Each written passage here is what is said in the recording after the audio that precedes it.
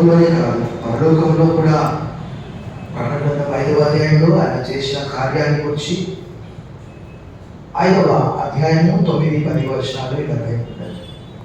The book of Revelation chapter 5 verse 9 and 10.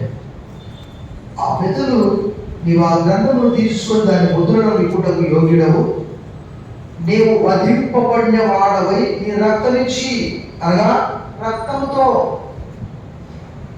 ప్రతి వంశములను ఆయా భాషలు మాట్లాడేవారులను ప్రతి ప్రజలను ప్రతి జనములను దేవుని కొరకు మనుషులను కొని, ఈరోజు మనుషులను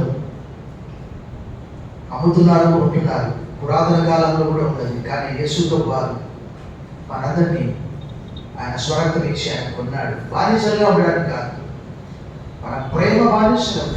స్వచ్ఛందంగా భక్తులందరూ కూడా పౌలు మొదలుకొని అందరూ ఏమన్నా దేవునికి యేసుక్రీస్తుకి దాసుని అని అంటారు. డౌలోస్ అనే గ్రీక్ మాట, స్లేవ్ అనే ఆంగ్లం మాట.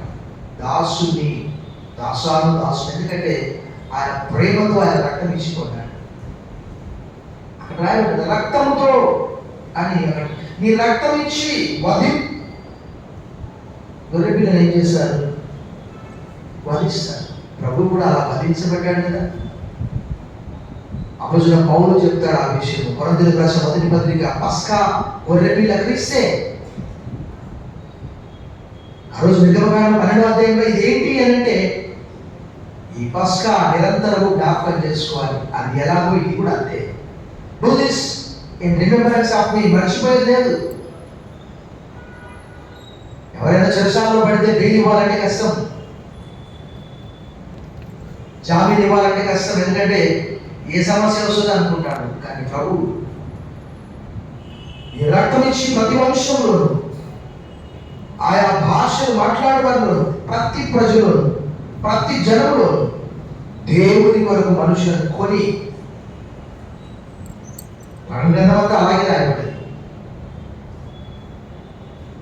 ఎన్నికైనటువంటి వాదములను రాజుగా యాజక సమూహంగా చేశాడంటే ఎంత గొప్ప విషయం కదా. ఎక్కడైనా ప్రపంచ చరిత్రలో ఇలాంటి ఐక్యత ఉంటుందా అంటే అది కేవలం బైబిల్ గ్రంథంలోనే రాయబడింది. మా దేవునికి వారిని ఒక రాజ్యముగాను యాజకులంగాను చేసింది కనుక వారు భూలోకమందు ఏలుదురని కొత్త మాట. ఇక్కడ మన ముందున్నటువంటి ఈ రొట్టె, ఈ ద్రాక్షరసం దానికే సాదృశ్యంగా ఉన్నాయి. ఇది మీ కొరకు విలువబడిన నా శరీరము, ఇది మీ కొరకు కార్చబడుచున్న నా రక్తము. This is my body that is broken for you. This is my blood that I will shed for you. గొర్రెపిల్ల వలె ఆయన వధించబడ్డాడు. దాన్ని మనం గుర్తుంచుకోవాలి. ఎవరు మనం విమోచించలేదు, ఆయన ఒకటి మాత్రమే. ఆ విషయం జ్ఞాపకం చేసుకొని తల వచ్చి ఆ రొట్టె తీసుకునే ముందు ఒక మాట కృతజ్ఞత చెల్లించి, ప్రభా నీవు నా కొరకు బలియాలయ్యావు, లోక పాపములను వస్తుంది. దేవుని గొర్రెపిల్ల, మా భారమంతా మా పాపం అంతా నీ మీద మోపబడ్డది. రోమపత్రిక 8:3-4. పాపం ఏంటని ఆయనను దేవుడు మన కోసము పాపముగా చేశాడు. ప్రార్థన చేసుకున్నాం. సో